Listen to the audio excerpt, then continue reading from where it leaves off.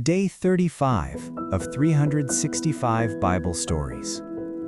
One day, Joseph's brothers took their sheep to graze near Shechem. Jacob told Joseph, "Go and see how your brothers are doing."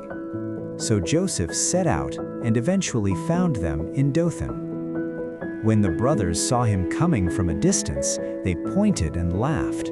"Look, here comes the dreamer," they said.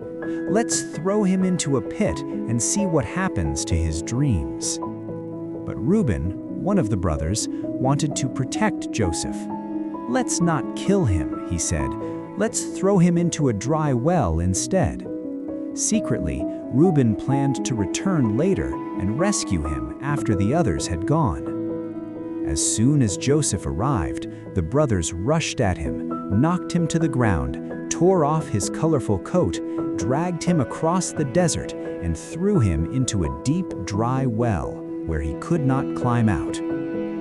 Join me tomorrow as we continue this journey through the Bible.